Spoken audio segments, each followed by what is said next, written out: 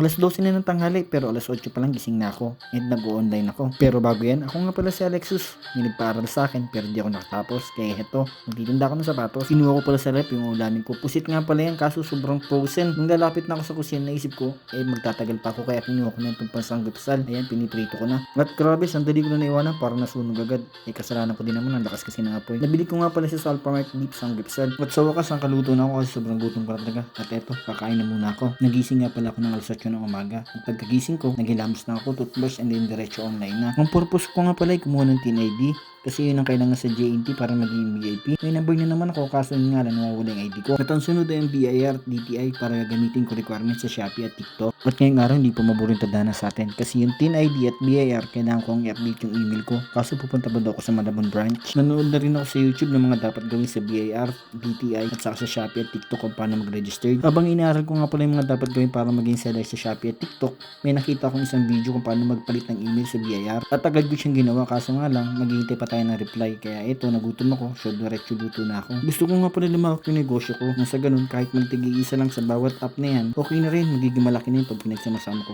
Gusto kong subukan ng lahat ng paraan na pwedeng kumita at lumaking income ko. Lahat naman tayo kaya natin, basta maging masipag lang at madiskarte. Huwag kang titigil mangarap. Huwag ka rin mag-stay kung asan ka ngayon. Mag-explore ka, makikita mo na lang, unti-unti kang umaangat, mararating mo yung mga pangarap mo sa buhay. Kaya ako, basta may opportunity na pwedeng kumita ng pera, tinatry ko, sinusubukan ko, basta kaya ng puhunan ko. Lahat ng pwedeng pagkakitaan, basta legal, gusto kong subukan. Malay mo, yun na pala yung negosyo na magpapayaman sa akin. Lahat naman tayo, hindi natin alam kung saan tayo pupunta sa future. Maliban na lang yung anak ng mayayaman kasi hindi na nila problema yung pera. Pero tayo, kailangan natin kumayod. Hindi pwedeng hindi ka kakayod kasi wala kang pagkain. At tigid sa lahat, lalo na kung may pamilya ka, hindi pwedeng pa di papatay-patay. Kailangan talaga masipag. Kailangan magsipag at magtiyaga. Pinakang problema lang talaga ngayon yung puhunan. Kasi ang puhunan, yun ang kailangan para makapagsimula ka sa negosyo. Lahat naman tayo, ang daming naisip na negosyo. Ang problema nga lang, wala tayong puhunan. Maghapon ko nga palang inaral yung BAR, DTI, Shopee at TikTok kung paano makapagsimula magtinda na ako doon. Pati isa na nga pala yung kulang ko, yung BIR na lang. Inabot na nga pala ako ng alas 6 ng gabi kaya nagluto na ako ng ulam. Ganun ulit yung ulam ko pero iba na lang yung flavor. Napakadali kasi nitong iprito kasi sobrang nipis lang. Kakain na nga pala ako, diretso ligo para makapag live selling na ako. Naliligo nga pala ako niyan kaso bigla may kumatok sa labas. At paglabas ko nakita ko pala si parang Randy nandun, may kasama siyang 4 na lalaki at mag-walking daw sila para tumingin ng sapatos. Pinapasok ko sila at pinapili ko. So sige, pili na kayo dyan. Ang sarap lang sa mata at sa tenga na makita mo yung mga customer mo na nagaganda sa mga paninda mong sapatos. Sobrang solid daw at ang gaganda. Yung isa nga dyan, isa lang yung bibili niya pero 4 yung gusto niya. Hindi niya alam kung ano yung pipiliin niya. Nakakatuwa naman. At eto, nakapili na agad yung isa ng isang sapatos. Napakaganda rin, napaka-solid. LeBron James. Okay, pre. Sige daw pre, patulog pre. Grabe.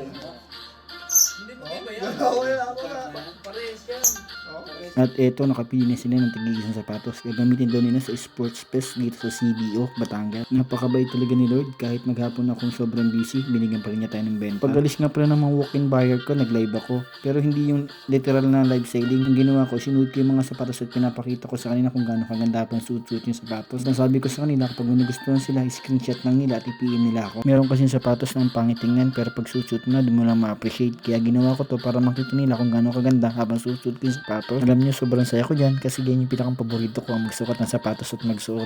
Ewan ko ba, bata pa lang ako, yan talagang hilig ko. Nakabenta pala tayo ng karagdagang 3 sapatos sa pag-live na yan. Maraming salamat po sa lahat ng bumibili ng aking sapatos. At sa inyong mga nanonood, sobrang salamat din po sa suporta.